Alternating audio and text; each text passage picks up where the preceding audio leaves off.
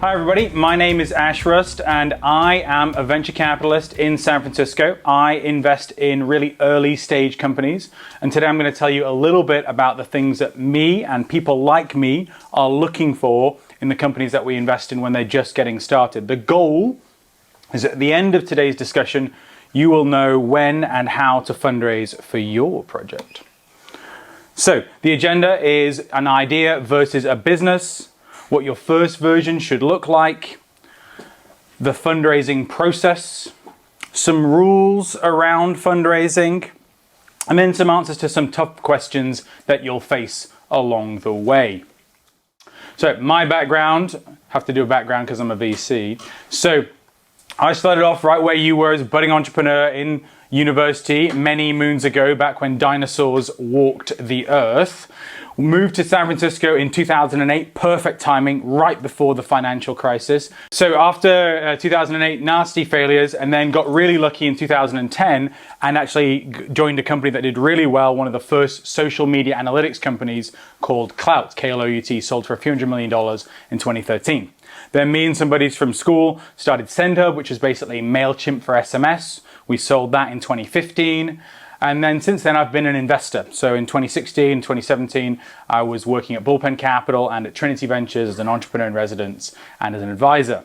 I've mentored thousands now of different companies through my fund Sterling Road, and I've seen them from all across the different aspects of how you can teach entrepreneurs across the world. So local programs like Alchemist, the Harvard equivalent, Y Combinator as a student and a mentor, programs that are international like Techstars, and then of course a UK-based program in Entrepreneur First.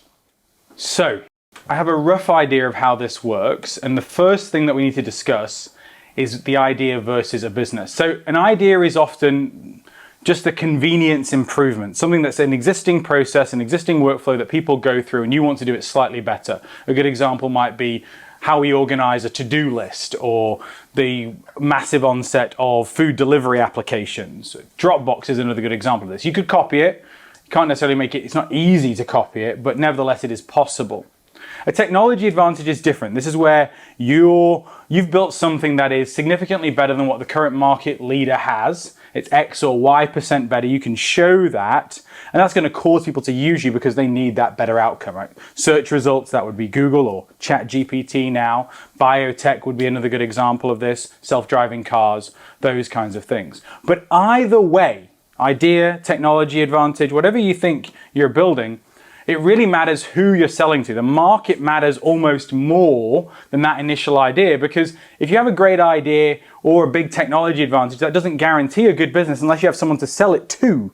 So who is the buyer? If you're selling faster pizza delivery to students, well, then you're going to need to sell it to lots of students, even if they love it, right? Because their budgets are quite tight. Maybe you're selling to big organizations like Honda or Toyota. Well, there's less of them. You might get more money per contract, but obviously it's going to be a longer sales cycle before someone gives you that big check. So when you're talking to your first potential customers, we need to understand what major problem they face, how bad it is, and then how much they can actually pay. Because if they can't pay, it's almost like a non-profit, really. So as a general rule of thumb, if you're thinking about, should I turn my big idea into a business, the first thing we want to think about is just how much better is it? Is it 10x better than what people can currently get access to? And you may not think that that's realistic, that that's actually a real requirement. Oh, 10% better might save this business millions of pounds, so they should totally use us. But that might not be enough to cause behavior change. Let me give you an example. 25 years ago, back when I was just a tot, you used to spend a bunch of time, if you wanted to make an international phone call, using phone cards. You would trot down to your local convenience store and dutifully spend £5 or £10 to dial a 72-digit number, I kid you not, to get to a phone call to your totally real girlfriend in Canada. So that changed when Skype came along, because all of a sudden you could install software on either side of this phone call, and then you could call for free. Or you could pay maybe 1 cent a minute or something like that to get someone on a real phone line. 10x difference right away, caused a wholesale behavior change.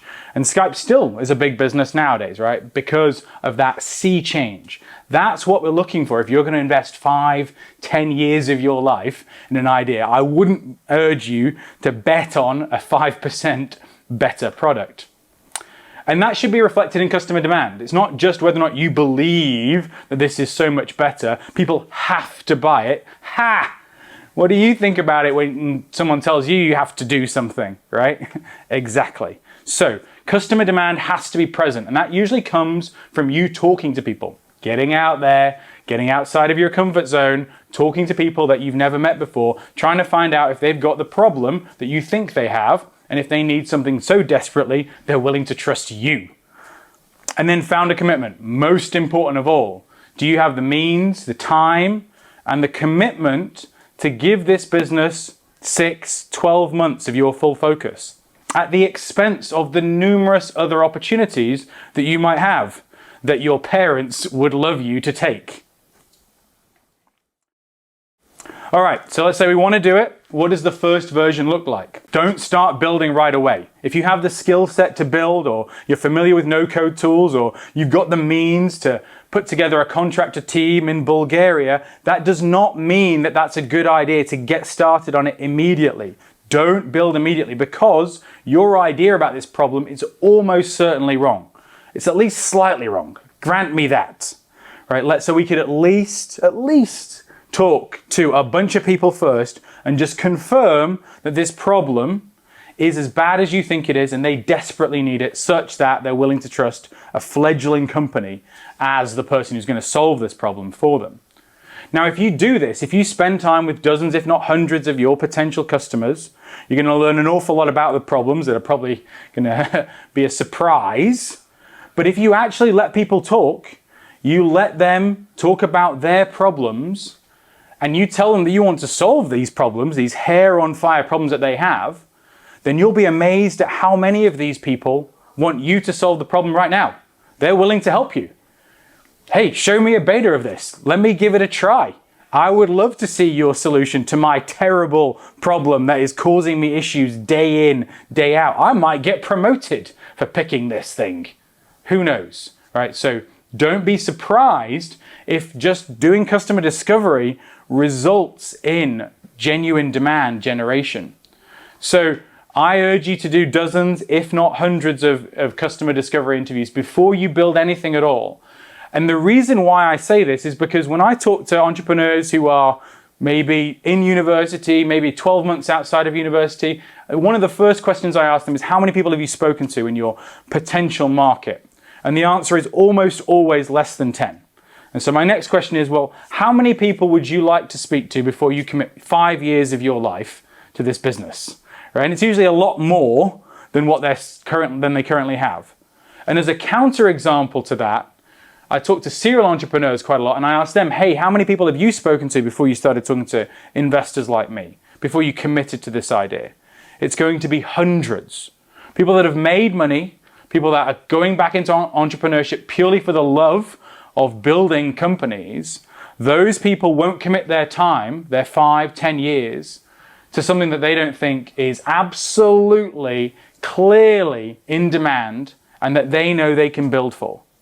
So they're going to talk to hundreds of people, even if that takes months. They don't care, because it's years of commitment on the other side of that. Now, you may say, well, I don't know hundreds of people in the aerospace market or in the military market, or I'm only at one university. I can't talk to every student in Scotland. How could I possibly do that? Well, cold outreach actually works. Turns out if you're a smart person doing outreach to people who don't get a lot of people saying, hey, I'm building a company, I want you to be an advisor because of your deep insight and influence in this industry, well, then they're going to reply. If you write a good personalized email, 20, 30% reply rate, you're going to get a bunch of phone calls. You can get them talking about their problems. And again, some of them are going to say, well, you fix this for me, please. And if we've got people who are ready to give it a shot, then we've got to build it for them, right? And it doesn't have to be something special. Right? Think about how fast and amazing trains are nowadays versus what it used to be, right? V1 was absolutely terrible. And worse is better here. You want to ship something that you are painfully afraid is going to break. It will. It's going to break a lot in all kinds of terrible ways that you never even imagined. The email system will not work the first few times. But each time you release it to a few people, you get a little bit of feedback, you can iterate and go again. Don't spend 3-6 months trying to build something that you think must be in place. Have 6 or 7 features all put together. You don't have to have all these features in place before you release something. Remember, these people are desperate for your product through that customer discovery process. So they're probably willing to tolerate something that isn't really that good. All right, let's talk about money. What you all want to talk about for real. So the most common question is, well, what do I need in order to fundraise? Well, it's a wide variance from team to team, investor to investor. There's no quick and easy answer for what you should have in place in order to raise a pre-seed or seed round or angel round or friends and family round, whatever label you wish to put on it. But there are some key sectors that we tend to focus on as early stage investors. So first and foremost, the team. That is far and away the most important thing, because this is so early on the journey that the vast majority of the business is still yet to build. As a result of that, my estimation can only really be based on the potential of the people I see in front of me versus what has already transpired, right? That is a very small percentage of what will transpire in the coming years. So yes, your traction and other things are going to matter, but not nearly as much as the team. So if you're a serial entrepreneur, you sold your company, your previous investors did well out of that investment, then it's going to be really, really easy for you to raise money. Some of my friends who were in my Y Combinator batch 11 years ago raised money for a new round after getting their company to $1 billion outcome. And the first valuation was $100 million. 2 people and a deck. And we all dutifully paid it, right? Like, we were glad to be mentioned in the press release, right? Because they've got this ridiculously powerful reputation. So they get whatever they want. Team matters more than anything. And they could be selling, the idea that they are doing a new type of gardening, right? Like, there's no chance of it scaling whatsoever, right? But we that hope that they would figure it out along the way, because there's a really strong history of them being able to generate a 10,000x outcome for their investors. And as a result, we're pretty excited about getting another swing at bat. Market also really matters. If you are working in a hard market to sell to, like EdTech, or a market where it's traditionally expensive to distribute, like travel, then investors are going to have questions about that. On the other side, if you're working in sales software or CRM, where people have a long history of buying a lot of software and spending a bunch of money on it, then investors are going to be more excited about that. Or maybe you're building in a hot trend like climate or AI. Well, more investors are going to be looking at that, and they're going to believe in the size of that market. If you're building for a market that is maybe only a few £100 million max, there's going to be questions about whether or not that's something that can go public quickly in 5 to 10 years. As a venture capital investor, I want 1,000x outcomes. If you can't offer me that, I don't want to invest. I'm really sorry. Sounds like a nice idea though. Traction. So if you don't have an exciting team for whatever reason, if you're not necessarily working in a market that I'm excited about, growing massively, generating tons of money, that is often enough by itself, obviously. So if you are a new entry into the grocery delivery market or food delivery market for takeout, and you are growing at 30% month over month, and people just cannot get enough of your product, then that will outweigh some of these other factors. Not everyone will be interested because maybe they don't invest in that market, but a lot of people can get excited about massive traction. But remember, 30% or 20% month over month is really, really hard to maintain. So people like me aren't fools. We're not going to say, all right, well, you got it for 1 month. Here we go. Check. No, instead we're going to want to see this repeated over 3-6 months. And if you think about how hard it is in those first 2 months, well, it's obviously going to be 4 or 5 times harder by the time that 6th month comes around. And we love waiting 2 or 3 weeks. Oh, we'll just see how February plays out, you know. Tell us how it goes at the end of the month. So traction is in general something that is hard to raise on at the early stage because you have to be consistent and repeatable. And at this pre-seed or seed stage, I'd say that's above expectations. It's unnecessary. And so a lot of people don't raise on the basis of traction. Maybe they have some kind of minimum bar, maybe 1 customer, or maybe if you're a consumer business, maybe 10 daily active users, something like that. Very early estimations of traction are usually what most good pre-seed investors are looking for, because we don't have these unrealistic expectations of repeatability this early on. Technology, very rare that people raise on the basis of this. The premise of technology, can you build it? That comes from the team. You know, do you have fancy degrees from the University of Manchester? That's a good indicator. But if you already built something where you can demo it and say, hey, my drone flies higher, flies faster. I have 3D video software that can give you real-time access to a soccer game at the player's eye level. I have computer vision that can look at a manufacturing floor and tell you who's making the wrong movements. I have a rocket ship. Right? If you have that right now, great.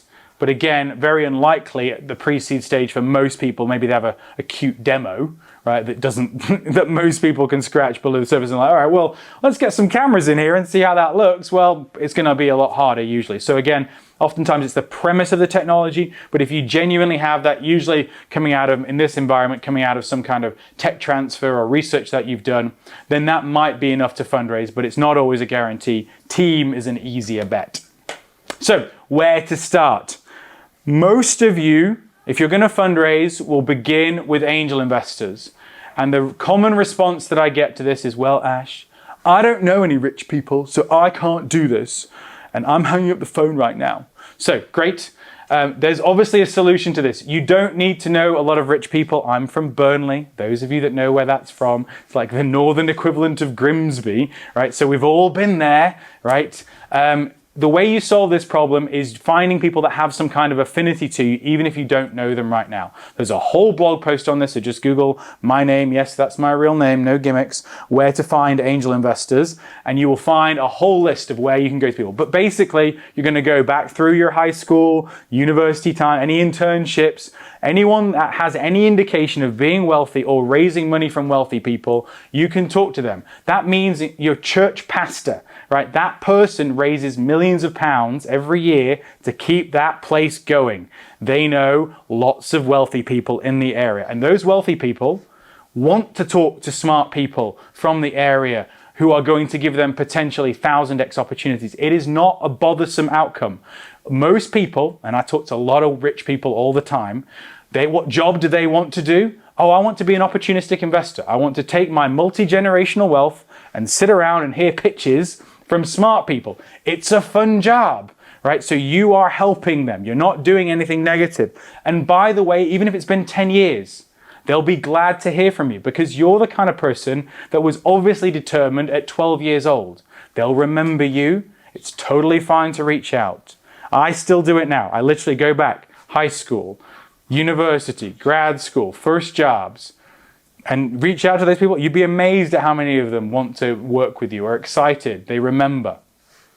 Other mechanisms to raise money early on, accelerator programs. So Y Combinator, very, very popular with a lot of British teams, especially if you want to move to the United States or you're willing to move for a short period of time. And there's programs all over the United States that can help you with that. Entrepreneur First down in London, and then Techstars has numerous programs as well. And there's Creative Destruction Lab, which I believe works with a lot of universities. Outside of that, there's also a lot of grants, right? There's government grants and also private grants. So make sure you're searching lists of those. In particular, when you're looking at a grant application though, we want to be careful about strategic drift. So if someone is asking you to do something different because you've taken the grant, no, don't want to do that. But if they're saying you, hey, here's free money, go live your dream, great, we'll take that money and we'll go build. No, not a problem at all. And we have a grant that is exactly that way. I'll talk more about it later. So 3 options to get started on your first amount of money that you're going to raise. But of course, this process is extremely tough, right? This is the opportunity that your parents dreamed of for you. Millions of pounds to work on exactly what you want for a few years. Right? This is not going to be easy. Obviously, it's going to be fiercely competitive. Millions of pounds will not fall from the sky. It's going to take you 3 months of full focus, maybe more in a lot of cases. And in that 3-month period, you're going to have to do 100 first meetings. 100. Not 100 meetings in total, 100 first meetings with people, because we're expecting a large number of no's. Lots and lots of no's, no matter how good you are, no matter how special you think you are. Now, the good news is that we don't need lots of different things in order to raise this money. A one-liner, a simple sentence that explains your business, simplicity over accuracy here. An introductory paragraph, 3 to 4 sentences on what your business does, team, traction, vision. The deck, 10 to 15 slides. You're not special. Don't do more than 10 to 15 slides. A plan for what you're going to do with this money. What company am I buying in 18 months to 2 years from now after I give you this check? Show me what exciting outcome I should expect. And then an incredible pitch. And that's bold because I really mean it. You can have all the team strength, you can have wonderful traction, but if you get up there and do terrible pitches, it won't matter. It really won't. You must give it a great pitch. And so every time you're practicing your pitch, imagine you're on stage with Steve Jobs and Janet Jackson. Every pitch is practice. Every pitch gets your full effort. You have to give it your all. Enthusiasm matters a lot. And I don't care if you're British. You've got to beat your chest. Tell me how this company is going public right away. All right. Now you've done all this incredibly hard work to get an investor over the finish line. They say yes verbally. How many people in this room, hands up, have raised money from an investor? Hands up. Right up. Great. And when the investor said yes, did the money immediately hit your bank account? No. How long did it take? Right. So after an investor says yes, you are not done. You're so not done, there's a flowchart. So first of all, is the yes in writing? It's not impolite to ask to confirm what was agreed verbally. So if an investor says, oh yeah, I'm in for 10K, great. You run home, you send the email as soon as that front door shuts, and you ask them, just to confirm, you are investing 10K in my company, Acme Inc., on an ASA at a 3 million cap. Please reply yes to confirm. If they don't reply within 1 day, you can follow up. Again, it's not rude to confirm what has already been agreed verbally. As soon as you get that yes, you send them the legal documents immediately. The only delays on this flowchart are these orange boxes. Everything else is 1 second. So, as soon as you see that yes hit your inbox, you send over the legal documents. They should be standard legal documents. Try and download them. Don't let your law firm create documents. They're going to tell you it's a wonderful deal. They're going to tell you that this is a specialist standard document and it's exactly what you need. But these people are paid hourly, right? And so it's very clear what their motivations are. So just download one and let's go with that. Most of the time, if you're using a standard document that's from the internet and it's doing well on Google, no, this is not legal advice, but that's going to do you just fine. Versus going to a lawyer who's going to give you a specialist and unique document that every other investor is going to have to review now because it's unique, right? And they've never seen that before. But if you're using a standard document, it's going to be a lot easier in most cases. So after the legal documents go for review, they do take a little bit of time, so you can give them up to 3 days in that case. But again, if they've not agreed to sign within 72 hours, you can send the follow-up and you keep doing that every day. It's okay to keep pushing people, especially once they've agreed to sign, they've agreed to review the legal documents after having agreed to invest. Once they agree to the legal documents, and they should be standard, so no edits, then we're going to send the signature request. When they receive the signature request, it's already signed by you.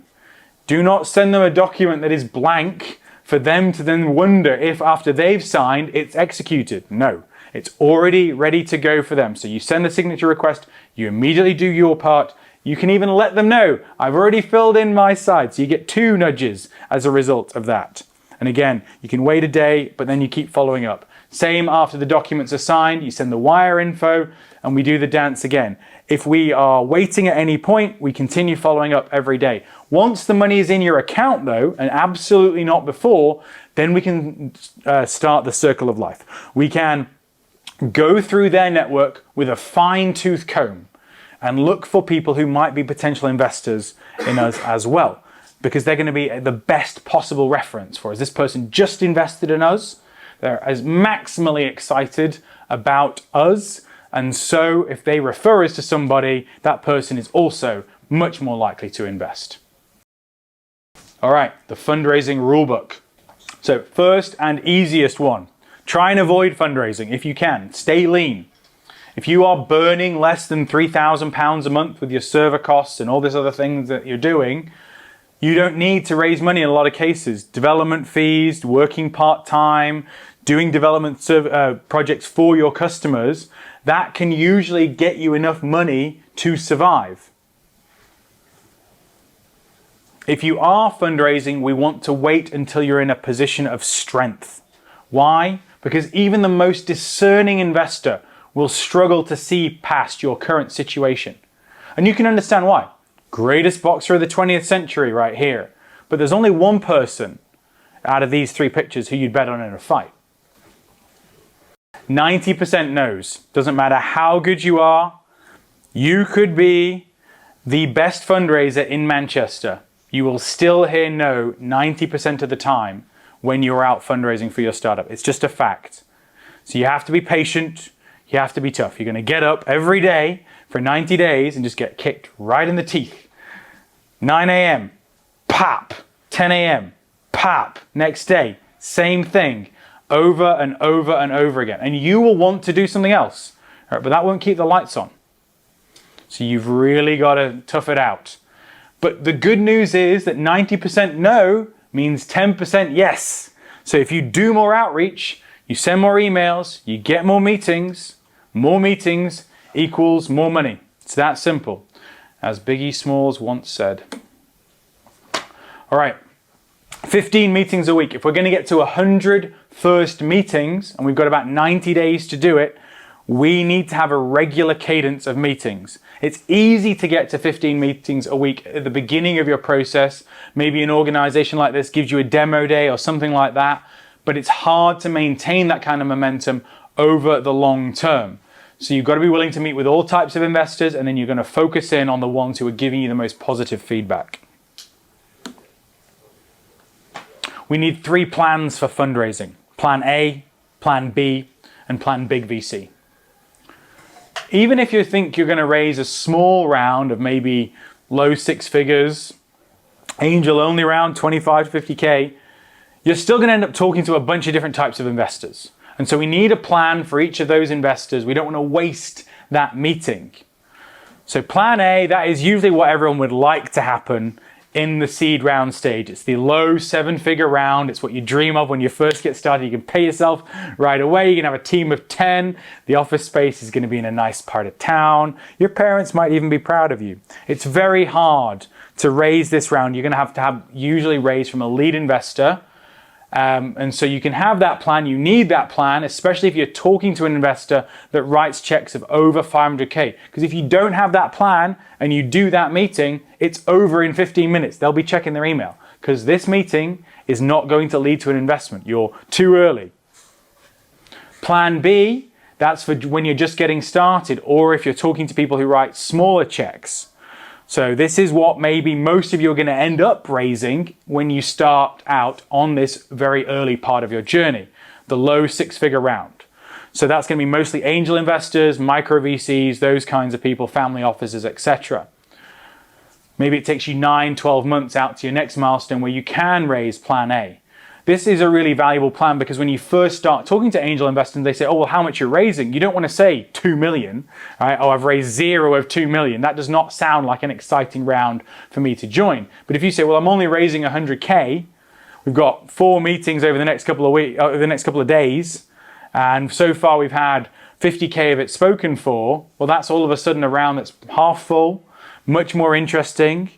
And you don't need a lot of money to get going by the sounds of it. So if I like this plan, maybe I'd be interested to join plan B. So you can create scarcity immediately. And then plan big VC. So professional investors are doing their job, analysts and associates at GP Bullhound and these kinds of places around here. They're going to be looking for people like you. And they're going to reach out when you do any kind of launching of your investment process, and they're going to ask for a meeting. You may think that you're too early, but you can't go in there and tell them that. So don't go in there with plan A or plan B, because if you do, again, meeting's over in 15 minutes.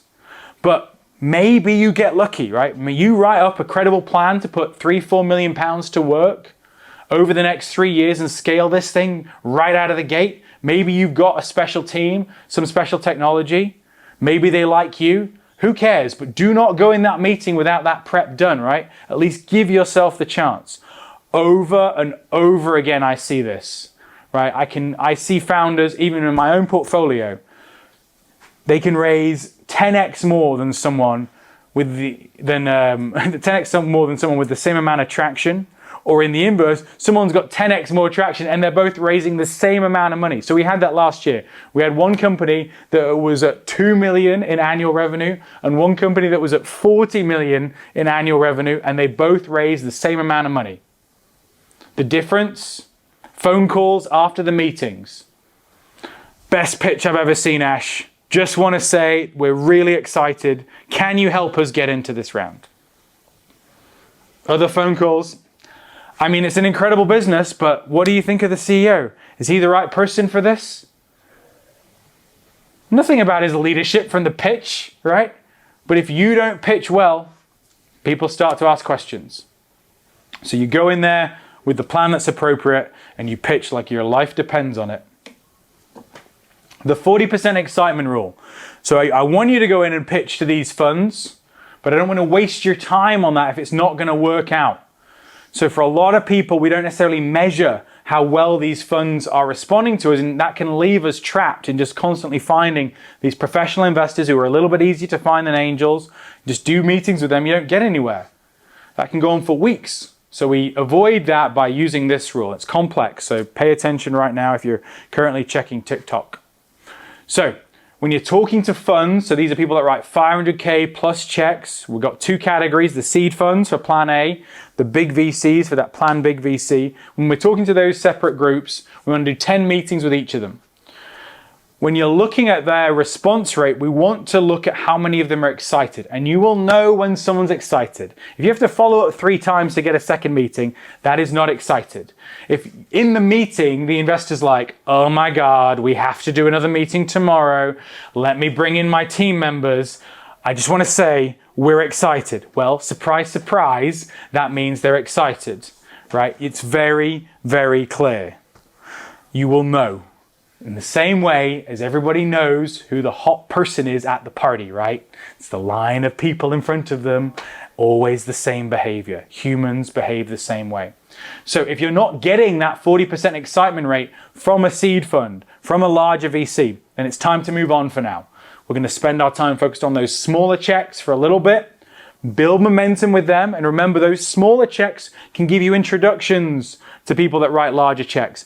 And also, they'll be with that stronger reference this time if you've got that angel investor closed.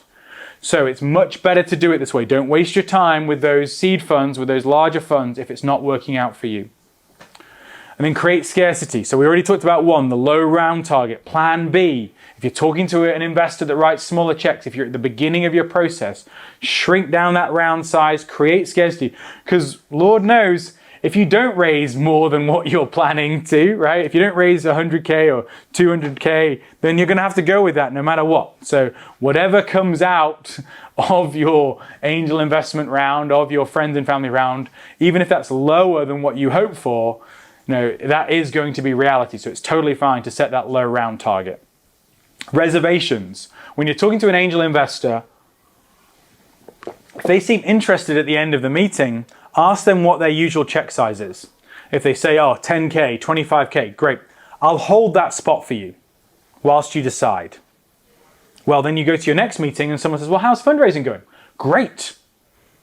You can't now tell them about that money that's available because it's not available anymore, right? So let's say you've had 4 angel investor meetings, everyone's said 25K and you've held each and every spot. Maybe you're only raising 150K. You go to your next meeting, how's fundraising going? Well, 100 of our 150K is already spoken for, earmarked, and you can't give it away. It'd be disingenuous to do that, right?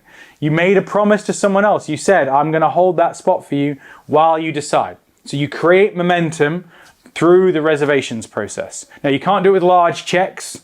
Right? Obviously, if you let it fill up too much, then obviously people are going to figure out what's going on. But you can give yourself a little boost by using the right kind of language. It's not saying it's committed, you're not saying it's wired, it's just spoken for, earmarked, reserved. And then being willing to push maybes to no. This is hard for a lot of people. Maybe you have a great meeting with someone you're absolutely sure that you connected on a real level, and this person is going to invest in your company. You just need to give them a little bit more time. Not true.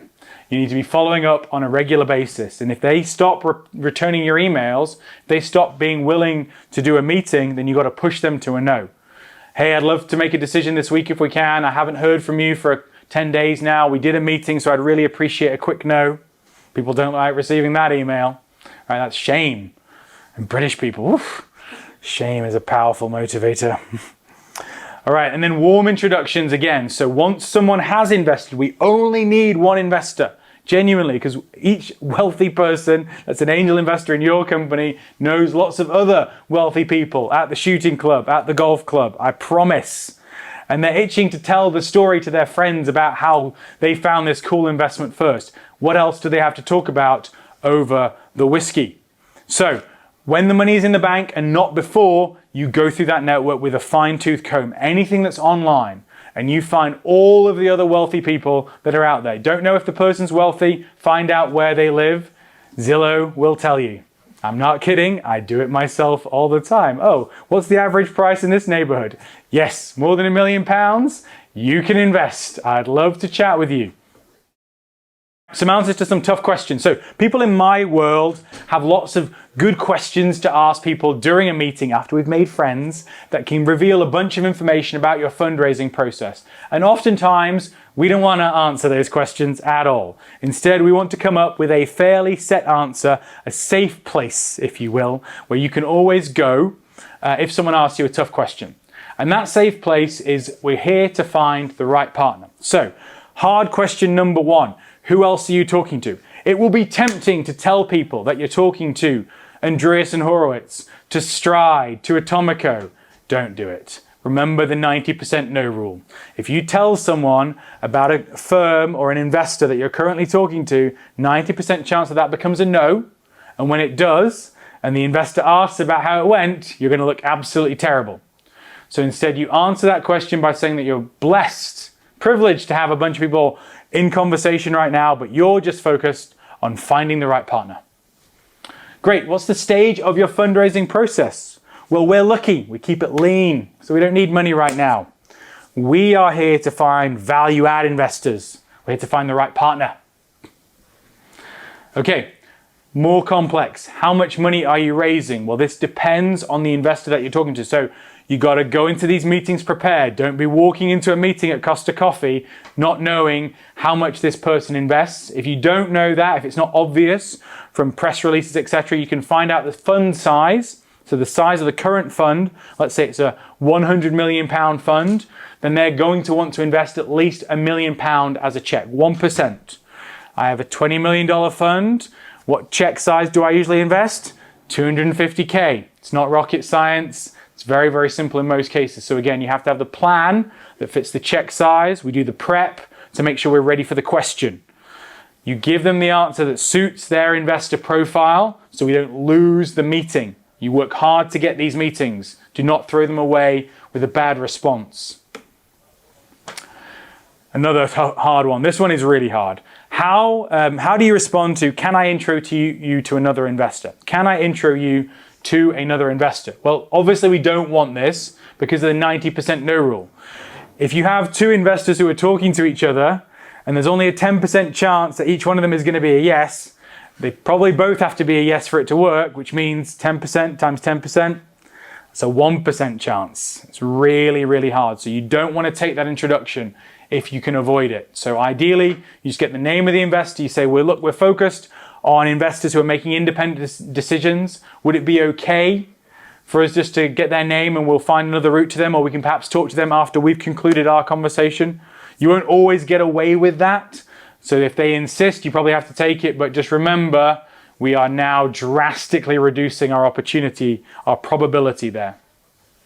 And then valuation. So if we are talking to people about a SAFE or an ASA, or maybe one of these early stage equity rounds that are popular in the UK, then we're going to have to give them that valuation if you've already decided on it. And you do have to have that valuation decided on before you go into a meeting with a small check writer. Don't go in there without that, because you're going to look unprofessional. But for VCs, people where it's going to be a priced round no matter what, we don't want to say a number. We can tell them what the SAFE number is or the ASA cap is, that's fine, but we don't want to tell them what number we're looking for our priced round. In most cases. Why? Because we don't want to price ourselves out. We want them to just be excited about us, right? And once they're excited about us, they give us a term sheet, and then we can start talking about the money, because now they're excited. We know they're excited. We're happy to negotiate from there. But we don't want to give them a price that might make them immediately say no, and again, we've lost the meeting. So we go back to the safe place. We're not worried about valuation. We're focused on finding the right partner, and when we do, we know that it'll be easy to negotiate on price. Okay, other questions that I often get when I'm having these conversations with founders. Should you take meetings with associates? Well, obviously it's not ideal to take meetings with somebody that isn't going to be able to make a decision on investing in you directly. But at the same time, if you say no to that meeting, there's a really good chance that the fund quite likes this associate or analyst, right? They hired them. They're paying them every 2 weeks. So if you say no to that meeting, really unlikely that that fund's going to invest, because you've started off with a pretty negative impression of being quite precious. So if you're doing really well and every investor is reaching out to you, you might be able to force it, but it is a risk. How do you fill the investor pipeline? Well, we want to focus on all types of investors. So angel investors, micro VCs, seed funds, big VCs, and then we do those tests. Who is most excited about us? And we focus in on those investors so we can be most efficient with our time. And we run out of people that are in our immediate network, the warm introductions. It's okay to do the cold outreach. I usually suggest trying 3 times for a warm introduction before you switch to cold. But if you write a good cold email to somebody, or you go through their website and check, if they have an application form, you're highly likely to get a response on some level. So it really does work if you put in the time and effort. Don't spam 3,000 investors on LinkedIn. That's obviously not going to work. If you wouldn't answer to the email, why would you expect me to? All right, so in review, big difference between an idea and a business, and most of that bridge comes from talking to customers. In fact, you need to talk to dozens, if not hundreds of customers, because that's the route to both figuring out the actual solution you need to build and getting your first level of interest. Your first customers will come from investing time in that customer discovery process. If you commit to that, you make it a cultural norm for your business, you can pretty much always build something valuable, even if it's not venture scale. And fundraising is going to be incredibly challenging. There's pretty much no way around it. It's a rite of passage, but there's a process. So just like all of you have gone through a 3 or 4 year program that was incredibly challenging, a bunch of people dropped out, a lot of people struggled along the way, same kind of thing with fundraising. Just trust the process, work through it, and there's a whole series of content out there that we have, but many others as well. So the process is hard, but it is possible. All right, so Sterling Road and what we can do to help you. So if you are at the very early stages of building your business, this is an idea, and you want your first check just to help you get started on a software project, then we can do that. It's £1,000 equity free, literally free money. Just fill in the application form, should take you less than 15 minutes. We do 1 meeting, maybe 2, and then we can wire the money right away. Then the only real requirement that we have from you is a meeting every 2 weeks that we do online in a group session, so you can talk about your problems and learn from the others as well. Idea stage, this is maybe when you've got a team full-time, so you've formed your co-founding team, you're all full-time on it, you're going through that customer discovery process, perhaps you have some early positive indications. That's where we usually do a 25K check up to 150K, so usually 25K initially and then maybe another 125K more if it starts to work. And then pre-seed investments, this is the majority of what we do. Those are £250,000. That might be the full team in place, maybe 1 or 2 engineers, and you've got your first customers onboarding as well. Usually doing maybe £500 to £1,000, maybe a little bit more of revenue a month, just indicating that you've got some customer demand, maybe the early beginnings of your technology. The standard is quite high, but we do maybe 8 to 10 of those investments a year. And all of these are available online for your viewing pleasure at sterlingroad.com/apply.